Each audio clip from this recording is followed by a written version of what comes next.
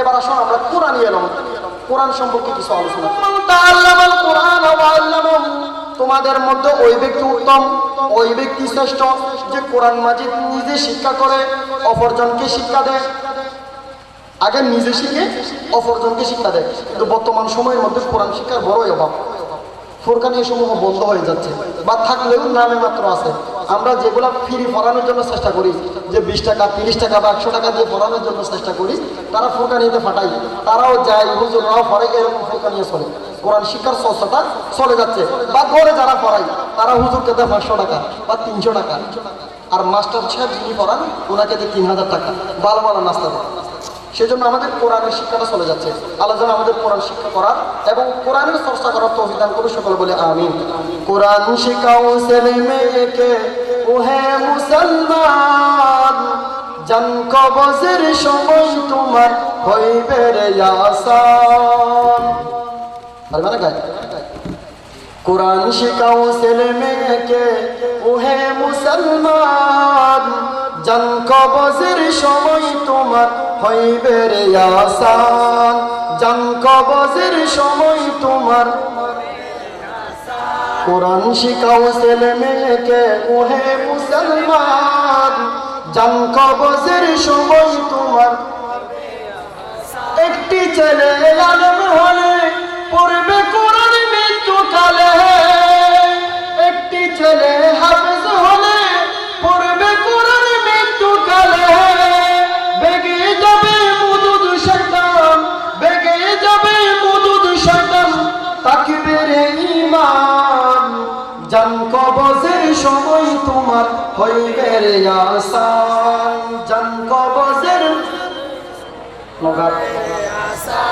কোরআন শিখাও ছেলে মেয়েকে ওহে মুসলমান, জান কবজের সময় তোমার।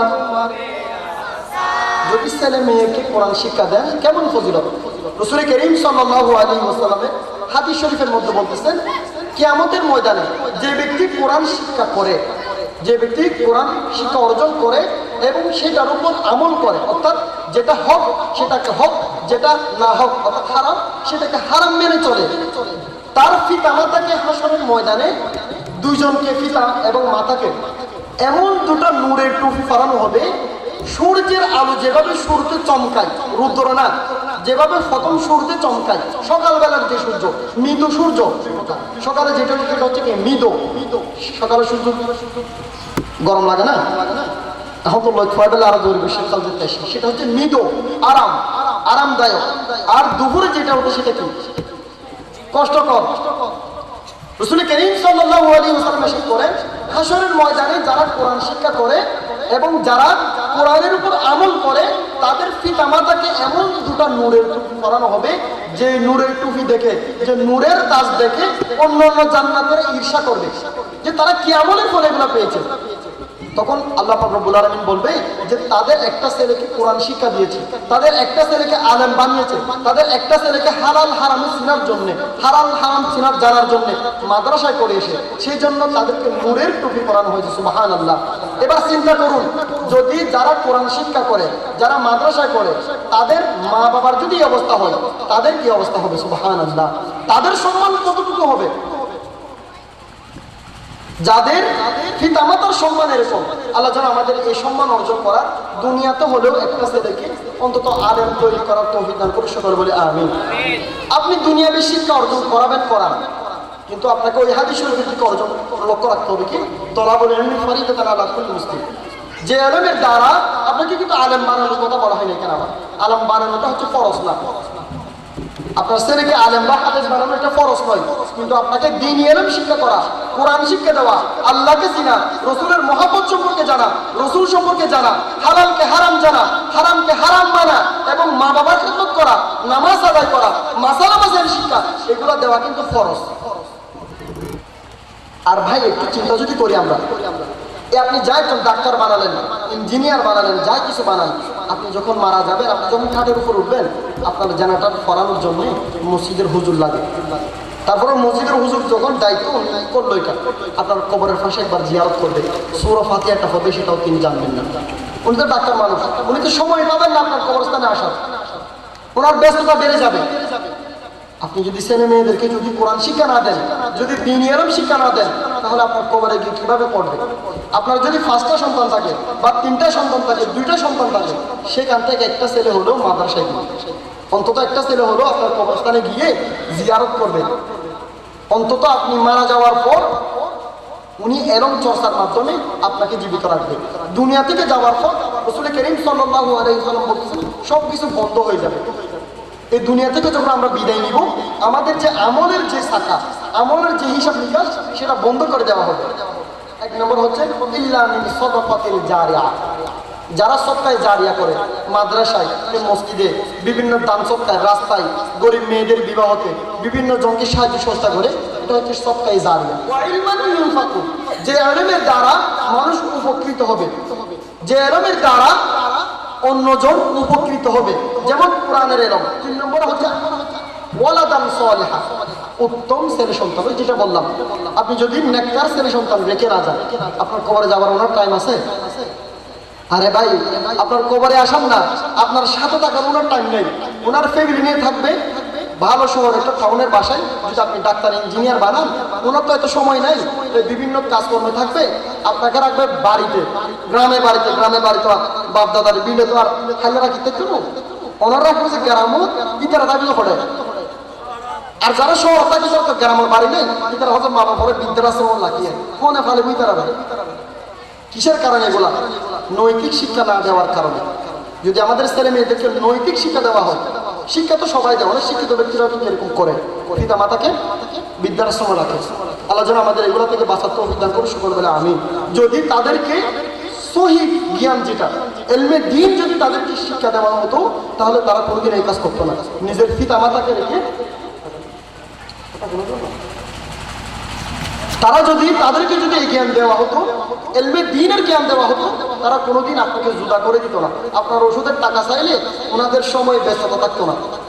সারা মাস সবগুলা করে, কিন্তু পিতামাতা যদি ওষুধের টাকা চাই, কয়েক টাকা চাই, তাদের আর টাকা নেই। আল্লাহ যেন আমাদের এগুলো থেকে বাঁচার তৌফিক দান করে, সকল বলে আমিন। এই এরমটা হচ্ছে আল্লাহ পাক রব্বুল আলামিনের কাছ থেকে আসতে হবে। আল্লাহ পাক রব্বুল আলামিন বলেন, কুল ইন্নামাল ইলমু ইনদাল্লাহ, আল্লাহ পাক রব্বুল আলামিন ওই এরম, যে এলমের দ্বারা আল্লাহকে চেনা যায়, রাসূল করিম সাল্লাল্লাহু আলাইহি ওয়াসাল্লামের মহব্বত, আউলিয়া কিরামের মহব্বত অন্তরের মধ্যে পয়দা হয়, সেগুলো আল্লাহ থেকে আসতে হয়।